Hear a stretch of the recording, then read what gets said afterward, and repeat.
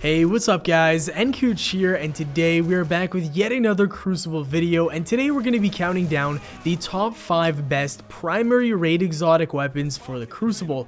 Now I know this may sound like a little bit of a random video idea, but I thought it'd be a perfect time to put this out now, as all 4 of the raids have been completed already, and if you're like me, then you've been grinding through every single one of the raids weekly, and doing them on all 3 of your characters, and if that's the case, you probably have an absolutely shit ton of new exotics sitting in your vault. I know that's the case for me, and it's kind of overwhelming and daunting at times because a lot of these weapons have good things going for them, and if you're anything like me, you might not know which ones are great for PvP and which ones just aren't and shouldn't be used at all. Now starting this list off, we have the Abyss Defiant. This is the only Crotazen weapon that I put on this list, and it's also the only exotic honor rifle. Now the reason for that is because I really wasn't wowed by any of the other Crotazen weapons. It just felt like they were very average and didn't really have anything unique to offer. Now this weapon specifically was not in the same boat as those weapons. It actually has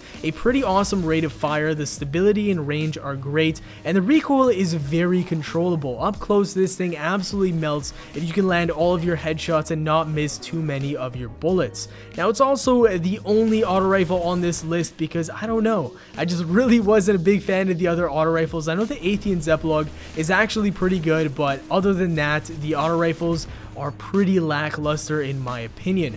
This is going to be the first weapon on the list, and let's jump right on to the number 4 weapon on the list, and that is the Praetus Timepiece. Now this is a weapon that I already made a video on. If you'd like to check that out, go ahead and search through the description down below. I have a link to that video and you can watch the full gameplay and live commentary of this weapon. Now it's got some pretty awesome perks, but unfortunately this secret round perk is kind of not very good, to put it simply. It's one of those perks that actually slows down your time to kill, which actually sucks. Not very good for PvP.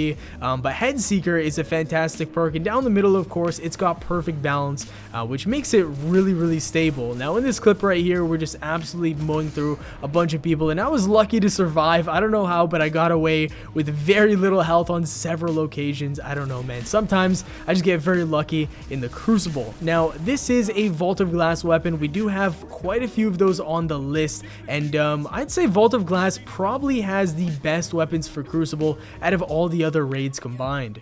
Speaking of the Vault of Glass, the next weapon on this list is also a Vault of Glass weapon. A lot of you guys are probably thinking it's the Fatebringer, but of course it is not. That would be too obvious. The Fatebringer is actually not on this list. I think it is probably the best hands down PvE weapon, but I don't know. In the Crucible, it just wasn't one of those weapons that I wanted to include in this list. But the Vision of Confluence is a weapon that I did want to put on this list, and the reason why I love it so much is because I think it's probably the most stable scout rifle that I've ever used in the Crucible.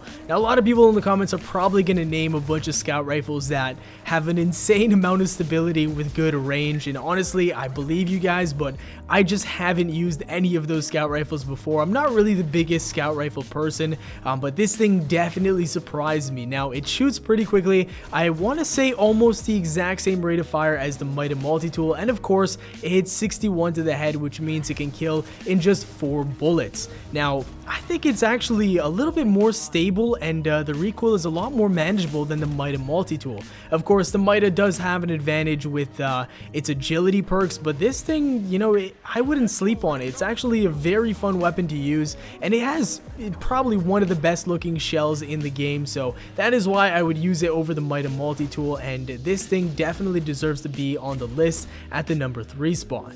Moving on to the number 2 spot, we have our very first Siva weapon on this list, and of course this is from the Wrath of the Machine raid. It is the Chaos Dogma. This thing is an absolute animal, and it is so much fun to use in the Crucible. Now a lot of the perks, don't get me wrong here, a lot of the perks are very focused on PvE, and they really don't do too much in PvP, but the weapon itself and the archetype is extremely fun for just sitting way back in Crucible and kind of playing that anchor role that you can play where you're just very passive and try picking people off like snipers that may be killing a lot of your teammates. This thing was so successful in Crucible that I think I'm actually going to make an entire video separately just on this weapon. I had an absolute blast, and it reminded me a lot of the Tlaloc. The only difference is that, of course, the rate of fire was slower than the Tlaloc, and I think it might be just like the Hung Jury as well. But either way, this thing in Crucible is just so much fun to use. Sitting back and getting those long range kills is absolutely awesome, and it's a very different play style to what I usually play, so I think that's also one of the contributing factors as to why I liked it so much.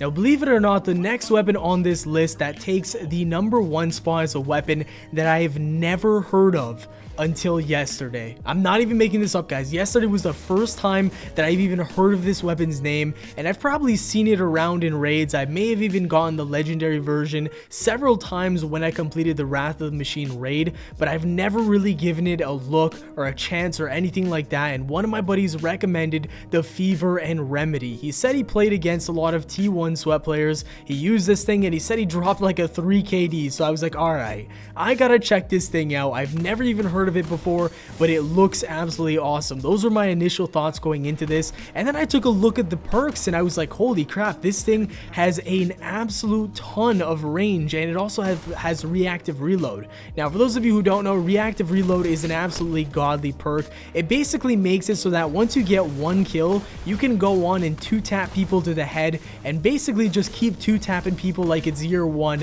which is absolutely awesome. Now, the really awesome thing about this weapon, and I know I'm saying awesome a lot this video, but the awesome thing about this weapon is that one of the ballistics actually gives it enough damage to one-shot somebody in the head and then one-shot them in the body when reactive reload is active, and you can kill them with that. So you can body shot and headshot somebody with reactive reload and kill them, which is just absolutely awesome in my opinion. I don't know of any other hand cannon that can do that. And the one thing that just really drives me to kind of liking this weapon and the appeal that it has is the way that it looks. Like, I've never seen a hand cannon like this ever before, and I know it may sound like I'm late to the party, but honestly I am. Like I said, I've never heard of this thing before making this video, and this is another weapon where I'm just gonna go ahead and make an entire video on it alone, because I think I can get a lot of really nice clips and showcase exactly what this thing can do in the Crucible.